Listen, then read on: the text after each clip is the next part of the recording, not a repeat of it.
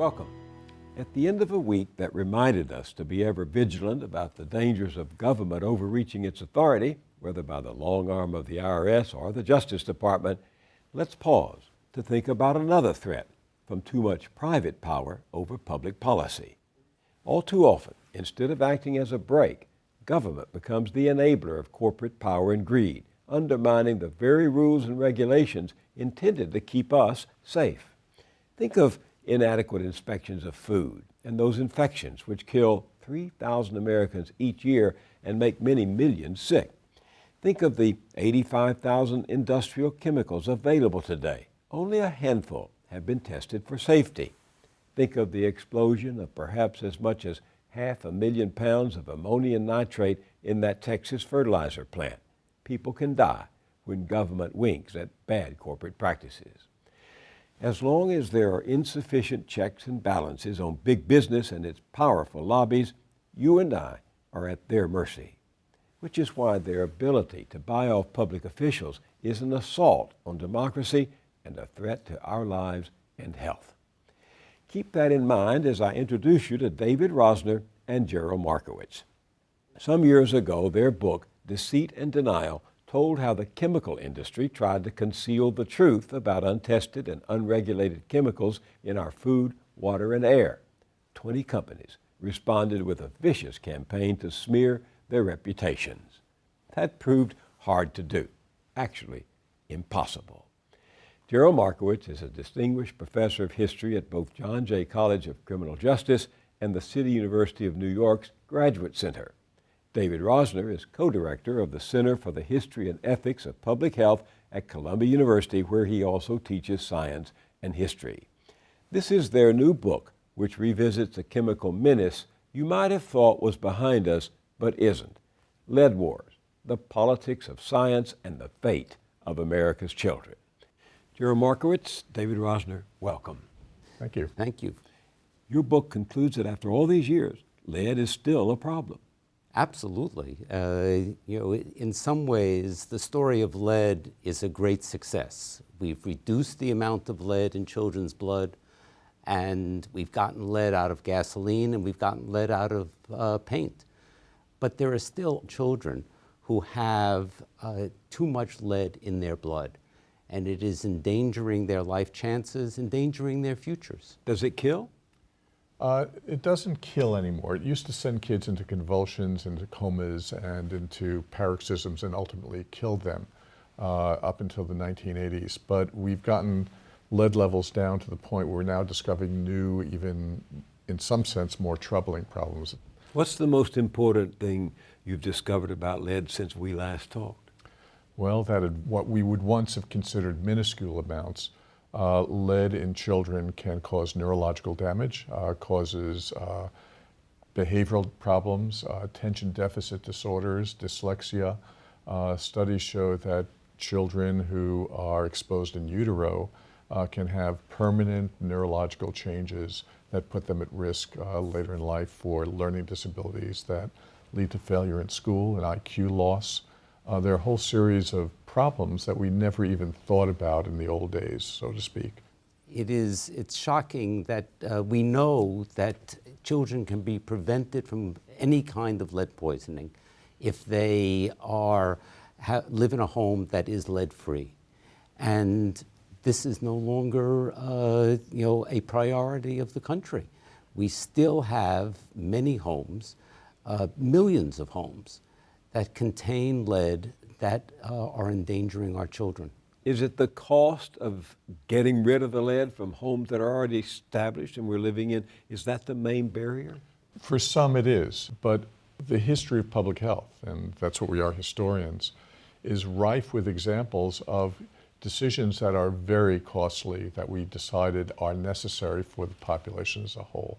But somehow, because we have in some sense accepted a definition of what the problem is and who the victims are, and we've devalued their lives, we decided not to address this issue because it's, quote, too costly. We really made a morally bankrupt calculation that it is less costly to endanger the health and futures of our children rather than to protect them by paying to remove lead from their homes. The message really should be is we need to really think of lead as one symbol, one symptom of this much larger problem of the pollution of our children, pollution of their lives, the pollution of all of us from a whole host of toxic materials that we've grown accustomed to using and tend to put out of our consciousness. When I first met you, scientists were saying that the smaller the dose of lead, the exposure to lead, the safer it would be. Scientists now say that it is very likely there is no safe level of lead, that any amount of lead in a child's body, in a child's blood, causes a variety of neurological and intellectual problems. So this is really a sea change in our understanding of what the amount of a toxin that causes a problem for children. We no longer have children convulsing and going into comas. In other parts of the world, they still are from lead exposures. In Africa and Nigeria, children still are exposed to huge amounts of lead from a variety of sources. And a recent article indicates that we're still selling lead paint, for example, to other countries, despite the fact that we in this country no longer use it on our walls.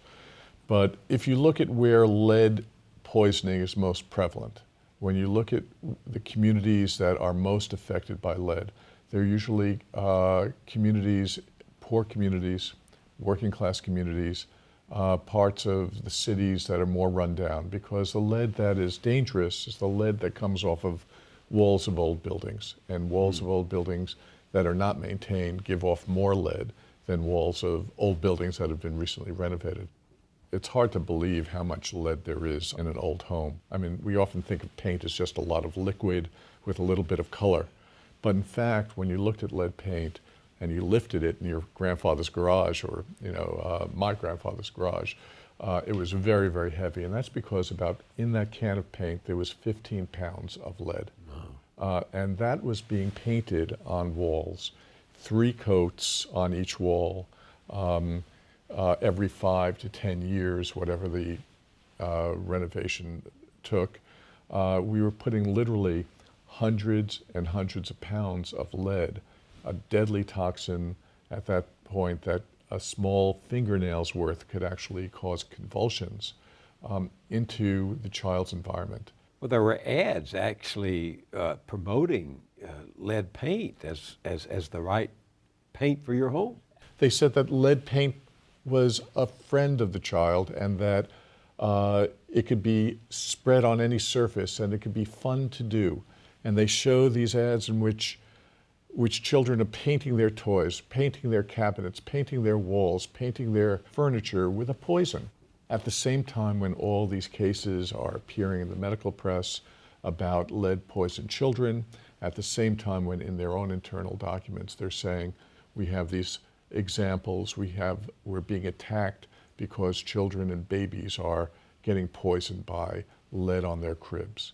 And so you see this kind of progression of this problem from the 1930s, when it once killed children and sent them into comas, straight through the early 2000s, and now when the CDC says there are 500,000 children. I mean, 500,000 children at risk, 500,000 children with elevated blood lead levels. This would be a national epidemic. I mean, if this were meningitis, if this were polio, I mean, could you imagine the reaction of the society? And the industry said over 50 years ago that this was an insoluble problem. It was a problem caused by slums. It was a problem caused by who they called ineducable parents. And so that they washed their hands of the problem, and they have still washed their hands of the problem. Parents have paid the cost of lead poisoning. Landlords have even paid the cost of lead poisoning. The government has paid the cost of lead poisoning. The industry has not paid to get that lead off the walls so future generations of children can be protected. What your critics say is, look, it's like gasoline in cars. We didn't intend harmful effects to come from a product that was fueling America's economy. We found out later, and we're trying to cut back on emissions. This applies as well to lead and other toxins in our environment. Nobody intended it. It proved to be a consequence of, as even you say in here, the enormous amount of material we've taken out of the earth and turned into the engine of our prosperity. Well, unfortunately, they didn't give them the information about the dangers of lead that they had. They knew that lead was killing children in the 1930s. They knew that researchers were uncovering lead, and they were fighting the diagnoses of lead poisoning in children. They even into the 1970s and 80s, they went after researchers like Herbert Needleman, who were uncovering the low levels of lead that were damaging children. They were not innocent purveyors of a product. They were actively involved in the political dialogue, attempting to increase their profits at the expense of public health. I interviewed Herbert Needleman some years ago for a documentary on kids and chemicals. Let's take a look. In the late 1970s, Dr. Needleman studied the baby teeth of healthy school children in 2 Boston suburbs. When we looked at the data, we found that children who had high lead in their teeth, but who had never been identified as having any problems with lead, had lower IQ scores, poor language function, and poor attention. It was a stunning discovery, and no one knew it better than the lead industry. Leaded gasoline was the single greatest source of lead exposure. And as a result of Needleman's work, the Environmental Protection Agency sped up efforts to ban it. The lead industry fought back, denying Needleman's science. Lead has been used in gasoline for over 60 years. There's simply no evidence that anyone in the general public has ever been harmed by this usage. The lead industry attacked it viciously, and they attacked Dr. Needleman himself. They accused him of scientific misconduct, and they actually filed charges against him at his university and at the National Institutes of Health. It's like a death sentence. If you're found guilty of scientific misconduct, you're out of business. Your reputation is ruined, you're through. The assault went on for 3 years. For 3 years, Dr. Needleman stood his ground. Those were tough years in Dr. Needleman's life. Eventually, those charges were shown to be baseless, and the people that brought them forward, who had portrayed themselves as neutral scientists, were in fact revealed as consultants to the lead industry.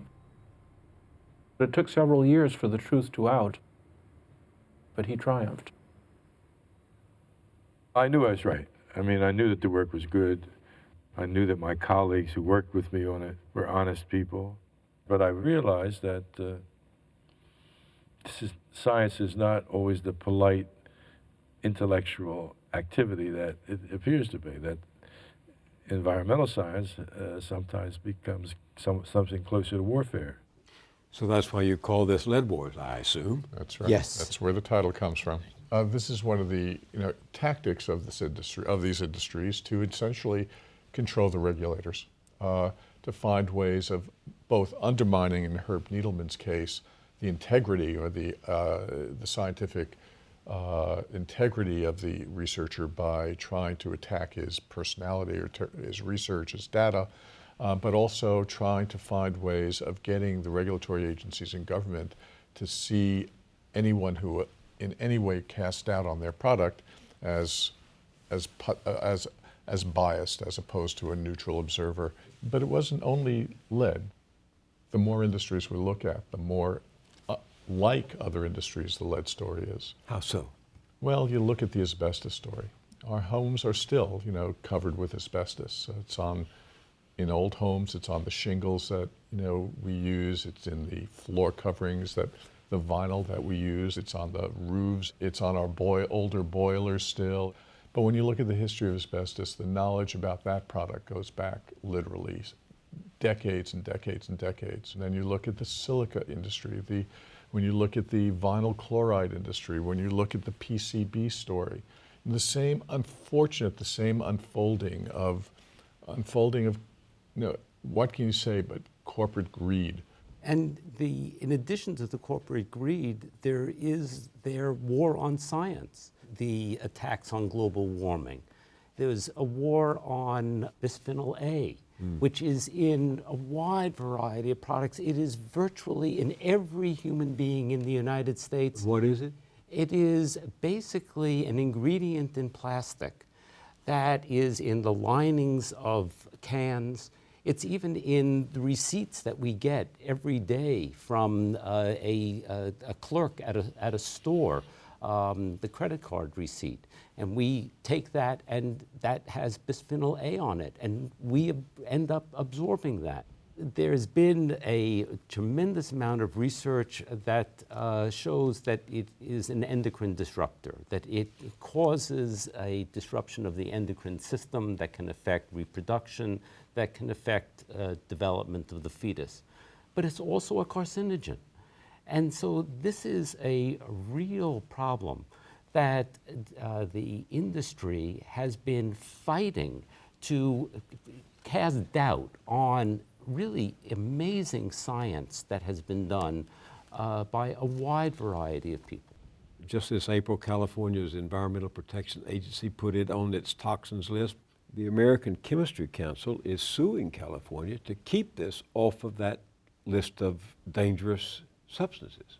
And they are supporting research that, as David said, creates doubt about the independent scientists who are finding these variety of subtle and not so subtle effects. And they are determined, as they did, as we talked about in tobacco, in global warming, in lead, in asbestos, to make people not be convinced. And if they're not convinced, if they have a question in their mind, then they can continue to sell their chemical. You two have been yourselves the subject of harassment, legal suits, attacks, efforts to discredit you, right?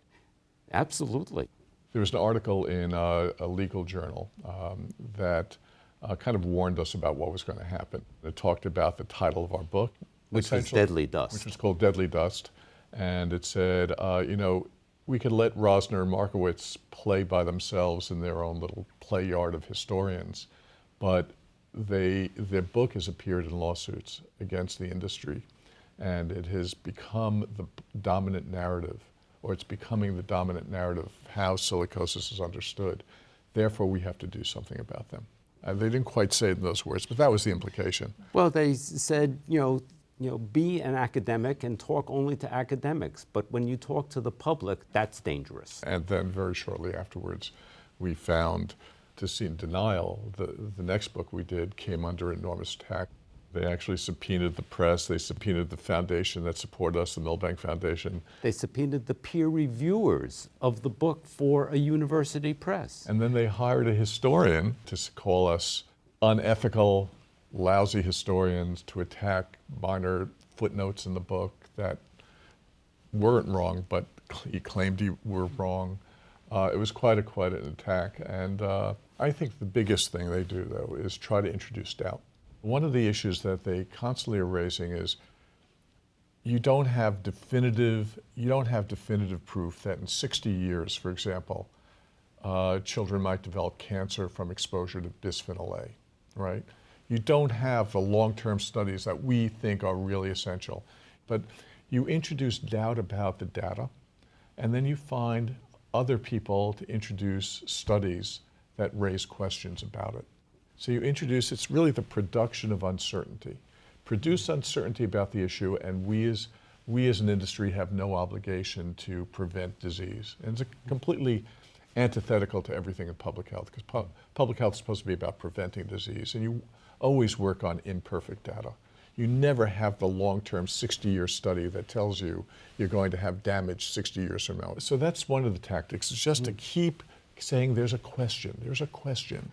And to attack people like Herbert Needleman, and to create the kind of uncertainty that gives parents pause. Should I act or should I not act? And that that is probably, as David says, the most dangerous thing they do. But it's consistent with what you have learned as historians, this industry and others have done over the years to whistleblowers, to truth tellers, to neutral scientists and journalists who are just simply trying to report what the public should know. But if you can't contest the message, then you go after the messenger. But think about all the younger academics who are deciding what they're going to study, what they're going to work on. And for those people, it is a real decision. Are they going to go up against powerful industries, or are they going to do something safe? And our fear is that more and more younger scholars and younger scientists will end up doing something safe rather than something that could really make a difference in the public arena. Both of you were witnesses in that big case in Rhode Island. Can you summarize that and what happened? Well, this was the longest civil trial in Rhode Island history, at least up to that point. And it was a remarkable effort by the Attorney General of the state of Rhode Island to prevent future damages for lead's harm to the children of Rhode Island. It was really a public health lawsuit, an amazing public health lawsuit. As I understand it, Senator Whitehouse, whom I have met, had this problem before he was a senator. He had inadvertently exposed his own children to lead when he renovated his house. And then he became Attorney General and brought this suit to try to hold the industry accountable. It took, unfortunately, his personal tragedy to get him to take this extraordinarily important action. And we were asked to testify in that case to provide the historical evidence of what the lead industry knew about the dangers and what did they do with that knowledge, which basically was to deny that there was a problem, to say that this was a public relations problem for them rather than a public health problem. Our documents showed that they had known about what they were creating. They had known that children would be poisoned. They were discussing children dying as early as the 1920s and 30s, and yet they had created this huge environmental mess of millions and millions of pounds on the walls of Rhode Island, all of which was waiting to poison future generations. And that they had done nothing about it. They continued to market, and that's really, I think, enraged the jury. And we were thrilled, just thrilled, when at the end of this trial, the jury came back, and for the first time in lead industry lawsuits, they held 3 lead companies responsible for cleaning up the mess in the form of lead paint on the walls of houses throughout Rhode Island. So the jury said the industry has to clean up and pay for it. Absolutely. For the first time. First time. This was the high point of our professional careers, the idea that we could use history and we could use the legal system really prevent disease in the future, not just pay back for the damages already done that were irreversible to children, but to actually prevent future generations. This was a suit that actually was going to demand somewhere between $1 billion and $4 billion from the companies to clean up the mess they had created. The low point of our lives, our professional lives, came 2 years later when the Supreme Court in Rhode Island overturned the decision. And what was the basis for them taking it back? Basically, they said that the lawsuit was filed under the wrong law, that it was filed under public nuisance law rather than under liability law. What's interesting now is that there's another suit coming up in California. And there was fear that the California suit would not go forward because they thought the precedent of the Rhode Island Supreme Court denying the legitimacy of the suit would undermine that case. The court in California rejected the arguments of the Supreme Court in Rhode Island. The Supreme Court of Rhode Island had said, this can't go under, there is no standing in future generations to get damages from these companies because they haven't been damaged yet. Until the kids are damaged, you can't actually sue. And California has said that absolutely, public health law is all based upon preventing disease. All regulations are in order to prevent future damage. Therefore, it can go forward in California. So we're quite excited because in June, this case is going to be heard by a California jury. Tell me about the Baltimore case that you write about.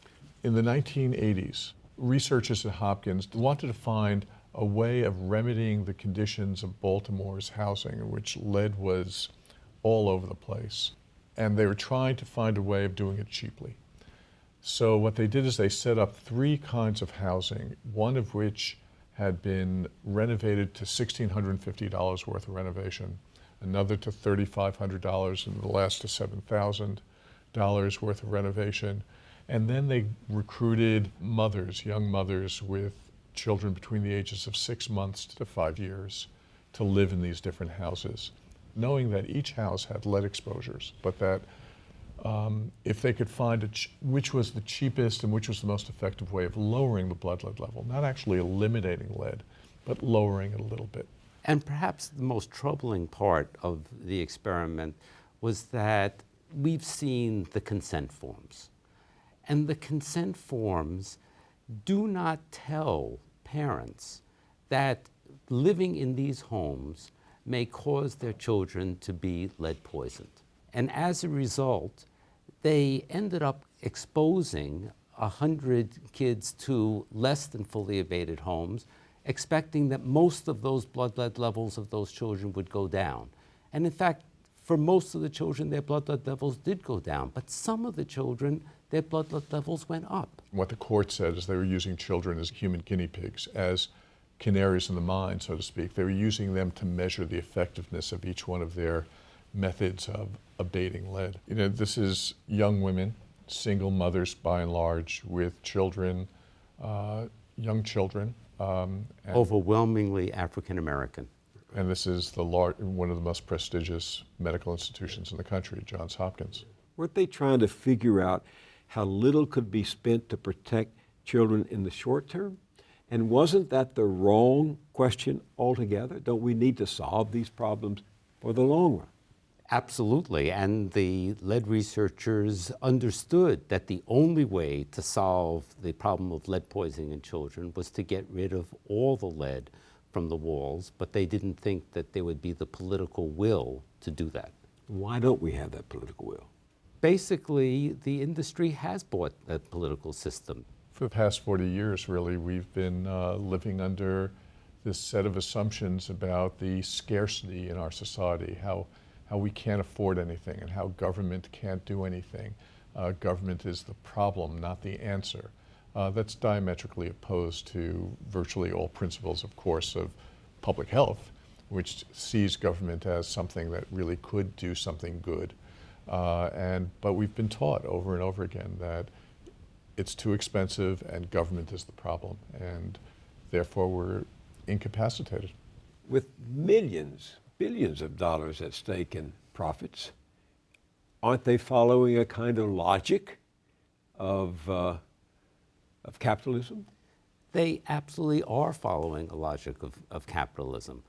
But we are all research subjects in a grand experiment where we are being exposed to literally thousands of chemicals that we have no data about. And do we want to know in 10, 20, 30 years that these are going to be either making us gravely ill or killing us? Do we want our grandchildren to be exposed to this toxic soup of chemicals and only to find out when they're in their 30s and 40s that this is endangering their lives? And there really is a way that we can handle that problem. There is legislation in Congress now, the Safe Chemicals Act, which would require the EPA to test all existing chemicals and the 700 chemicals that are introduced every year, and to not allow those that are dangerous to continue. But Jerry, you know that as you write in here, about the politics of science, that the industry went to Congress in 2005 and got fracking, even before it had come to full blossom, got fracking exempted from the Safe Drinking Water Act.